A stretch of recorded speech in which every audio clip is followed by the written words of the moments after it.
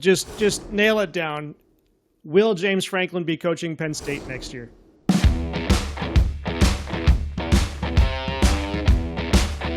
Question number 2. Did James Franklin seal his fate after losing another big game at OSU? Ooh. So this article comes from A to Z Sports. Penn State lost 20-13 to Ohio State, significantly hurting their Big Ten title hopes. Head coach James Franklin record against top 10 teams is now 3-19. That's crazy. Okay. Despite winning the Big Ten in 2016, Franklin's overall performance has been inconsistent. He signed a 10-year, $75 million contract extension in 21. Franklin's contract includes bonuses for winning the Big Ten. He's only gotten once, apparently. Making the college playoff. Have they made the college playoff? No, they knew what they knew what they were doing when they wrote all this extra stuff. The year they beat Ohio State and won the Big Ten, Ohio State still got it over them. So they probably And he also gets a bonus for winning a national championship, which he just lost out on. Oh, it's high expectations. Yeah. Okay, so we have talked about. Or no? What? Yeah, they're going 11-1. Yep. Yeah, they'll get in the playoffs, but obviously they're not going to go much past round 1, I wouldn't think. But so we've talked about many times, that Ryan Day and James Franklin had that stat in common where they had trouble with the top 5 teams. So Ryan Day has now seemingly overcome that hurdle. James Franklin has not. So what do you guys think? Has he sealed his fate? Are they finally going to get rid of him, or is he going to get 5 more years? So I don't think he sealed his fate. So if we look at the state of the program before James Franklin, there was the big Penn State scandal with Jerry Sandusky, Joe Paterno. And then, when James Franklin came on board and they finally 2016 season, I just think that Penn State fans are somewhat content with where they're at from where they used to be.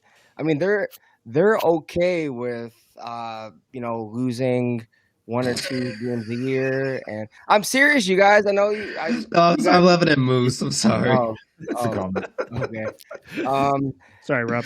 Getting into the Rose Bowl, winning that.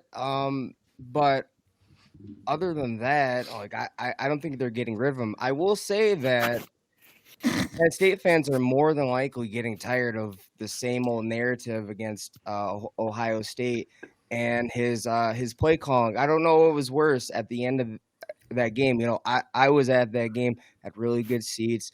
So they were at the goal line, ran it 3 times down the middle, and did a predictable 4th down pass. Just awful play calling. So they fired their offensive coordinator last season. So there's no more excuses for James Franklin. You can't blame the offensive coordinator because he fired that one. And also, again, it's just the same narrative. Those games are close, but go back to 2018.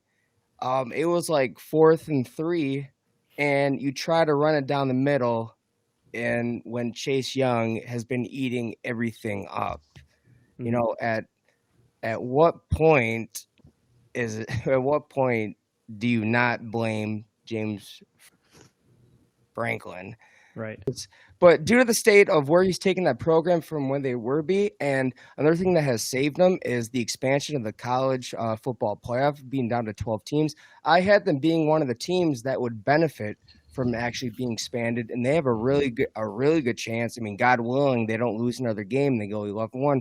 They'll be in the college football playoff, and then he'll have a chance to, show his worth. Hasn't been Ohio State since 2016. Same old. Great, plays a great defensive game, but just can't get done on the offensive side of the ball. So now here to underline Rob's point there on what Penn State expects. You look at Joe Paterno. You've got, if I have this right, 553 games that he coached, and he maintained a 74% win average. If they still count as wins. If they still count as wins. Yeah, well, that's true. Yeah, I guess if you say they took some of those years out. Take them away from them. But now Franklin has coached 135 games, and he's already down to 70%. Yeah, so they are not doing as well. Franklin I'll be seems quick to have here. hit, like a lot of Go ahead. coaches do. He hit a wall against certain teams, where for some reason it's just this massive wave. Like everything else is like, okay, it's a little struggle here and there. We blow out these teams, blah blah blah. Then we get to this game, like Ohio State.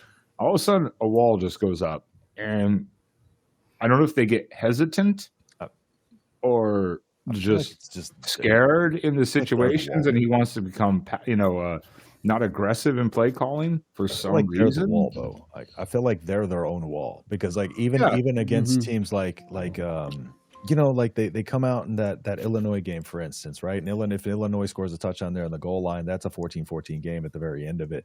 Like they're just a team that like I feel like every single time, like in my head when I'm visualizing a Big Ten power rankings or anything like that, you're always thinking of Penn State just kind of in this own second tier kind of by themselves. Just like that's immediately where your instinct goes. And I think that's just kind of where Penn State is as a program. Like maybe this is kind of what they are unless they get some kind of, I mean, it seems like Penn State, if they could just somehow manage to land, one of the QBs that you kind of get excited about, like a Drew Aller is not a guy that we're going to get excited about watching on Sunday, or something like that. Like if they just had I feel like they're that close, but yet at the same time, they feel so dang far away because it just seems like every single time they just get out coached and out executed. And I feel like they have the talent, of course, advantage over a lot of these teams, Ohio State not being one of them, but they just never, it doesn't matter. Whenever they go out there, they're just out schemed, out executed. So, but the thing is Franklin doing well enough to just continue to live in this space? That's because when I look back at when Frost was fired, it took losing to Georgia Southern and 600 some odd yards to put those type of things change seasons, right? Or change trajectories of a program. Like that was the reason Frost got fired that week. If that doesn't happen, then a lot of things aren't in motion, next. So like at some point, I think maybe Penn State has to realize that like this is just kind of where they are and they're content in this. And if they don't do something, to give him more assistance or just ask him like, hey, what do you need? Or something like that, they're going to have to get rid of him. I don't think you could just sit here in football purgatory and be kind of like, bridesmaid, never the bride type of situation and just sit here while Ohio State and Oregon just kind of take over, the conference. It's just, it's an arms race of a new Big Ten. What you done for me lately? And they can't continue to be the same old same because they're going to fall behind in the recruiting as well. But who are you going to get? Well, I'm saying that's the question. But the thing is, I'm not saying necessarily you get rid of them right now. I'm saying have they done everything they can and just be like, hey, like have they thrown what's their NIL situation? Like have they given him full reign? Like here, let's give you that one final ditch effort, like where they're just like, we're going to let you take this right and get the players that you want to get. Like the Texans did this with Bill O'Brien, and it turned out to be a failure where they basically gave him the GM role. But that way you can see like, hey, this is the final test of is this guy right for us or not? And we're going to get out of his way and let him, handle this offseason, handle how we're doing this. And if he can't, that's his chance right there. If he can't make it with that, it feels like that's kind of what Ryan Day was this year. It's like, we're giving him all this money. We're going to throw all this money at it. We're going to give you a championship roster right now. Let's go win it, I'm a little on the other side of this. I'm kind of like where Mac is with this. If you like, I know Justin, you said like not right now, but if you fire him, like, where do you go? Because like I told Bryce yesterday on our show, in my mind, if you're gonna get a coach and fire James Franklin, you need to make sure that you're going to get the same production out of that coach or better. Yep. If you're not, slope, yeah. And if you're, man, it's really tough to go in. Like I say to Buckeye fans all the time, that those weird Buckeye fans that want to fire Ryan Day, those are some scary dark waters you go into when you fire a coach, man. You don't know what you're getting. Step back, yep. Mm-hmm. And I think it's really simple for Penn State. I think if they had wide receivers, their wide receivers had 3 receptions against us. If they had wide receivers, I think Drew Aller looks different. I think that offense looks different. I think that team looks different. I think that they lack skill on the outside. I understand, like, you got, like, Michigan won the championship last year, but, like, I found that to be the exception and not the rule. You're not gonna, and you guys actually had some pretty good wide receivers last year. You're not gonna win through your tight end and your running backs. Even Georgia, even though they have Brock Bowers and they had really good running backs, they had guys on the outside that could show out. I think that James Franklin. I mean, and listen, coaching is a part of it. I feel the same way I feel about Sharon Moore on that last play call on the goal line. I can't for James Franklin on those 4 plays. I can't believe you let all 4 of those plays come through your headset and you didn't say no. So I mean, sorry, I was just real quick. No, So go ahead. okay, so I just looked up that drive. I was looking up that drive for the specific point. Like Katron Allen run for no gain to the OSU 3. Katron Allen run for 1 yard to the OSU 2. Katron Allen run for 1 yard to the OSU 1. Drew Allard passing complete to Khalil Dinkins. He's running for a yard each of these plays. So I'm over here like, if it works, it's a great play call. If it doesn't, it's a horrible play call. What doesn't make sense to me is if he's running Katron Allen up the middle each time, thinking like, okay, he just needs a yard. Like, to me, that's actually a pretty reasonable play call. He just needs a yard, I think where it becomes unreasonable is that before this game, for the last 2 weeks, you've seen Ohio State stuff 2 other teams who are good on the ground on the goal line. You've seen it, you saw it against Nebraska, who can run the ball. You saw it against Oregon, who can run the ball. And it's not even just that. Dude, you took your starting left guard put him in a tight end position, and you kept running him on a motion while your backup left guard was in. Like that, that doesn't make sense. You just like, dude, when Tyler Warren got that 33-yard run, I had already made up in my mind. Tyler Warren's going back at quarterback. They're gonna get a touchdown. Like I already in my mind, I was already thinking about the next drive for Ohio State and getting a game-winning touchdown. That was already in my mind. So, like, even though I'm proud of my team, I thought they put the nuts on the table. I was like, I can't believe. I was mind blown by the decisions of that Penn State coaching staff, and I was even more mind blown that James Franklin actually let that happen. They have the number 10 ranked red zone defense for a reason. I'm floored that, like, and drop when I got to witness those 3 plays. I'm like, he's going to get creative. He's going to call something different.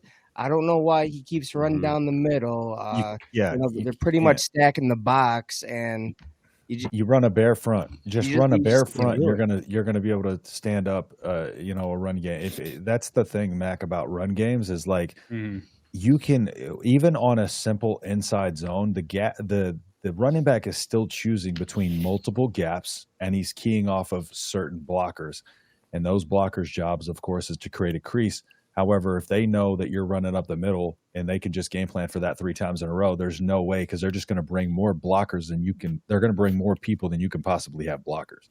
And they didn't give them anything to get them out of that look. And so what they did is they're like, we're just going to double down that we're better at you than this. And they're not. And that is on the fault of the coaching. And same with Nebraska against Ohio State. Like, our play calling there, we started with the ball at the 6-yard line. Horrible. It is terrible. No motions, none of that. We tried an outside run with a guy who's about 180 pounds, true freshman. Like, there's just, you got to be able to, against teams like that, who especially lock down in the red zone, you got to be able to find ways to take them out of it, move guys out of the box. You got to get really, really creative. You can't just say our guys are going to beat yours, because odds are that's not going to happen against them. Here's the thing.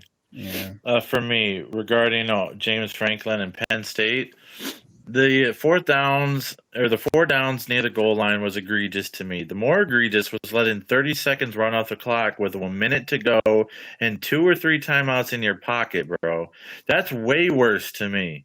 Are you playing for a field goal? You have 1 minute on the clock. You're at the 38-yard line. I think he was scared that he would give us the ball back with Too much time, yeah. I think he was scared, and you can't I coach get scared. it, and then he You got can't coach like aggressive, that. and then he got too aggressive on the goal line, and he made the Super Bowl play to Marshawn Lynch, where you don't hand the ball to Marshawn Lynch, you pass it, and you get a pick. Playing for 3 will end bad for you every single time, man. Every single time. Well, it has. Cowardice That's why does he's not 1 in pay off 13. in college football.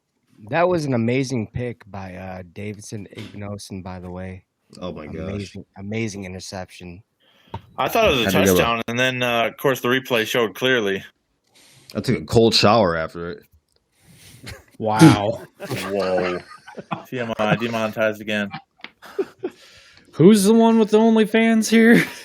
Me. Oh, see, why do you keep... I wasn't it is gonna bring that Justin. up. It was gonna get a little too weird. Harrison made some money during halftime. Just, yeah. Anyway. But be the adult. So if you had to pick, all right, so just nail it down. Will James Franklin be coaching Penn State next year? Yes. Yes. All right. Yes. They're not I looked firing up- him after 11-1 for sure. I don't know how reliable these guys are, but they have his buyout at $56.5 million. Yeah, that's about right. I saw 56, so yeah. That's Yeah. about right. All right. Sam Hartman's looking downfield for Adrian. Oh! Carter almost has a one-handed catch. Almost. That would have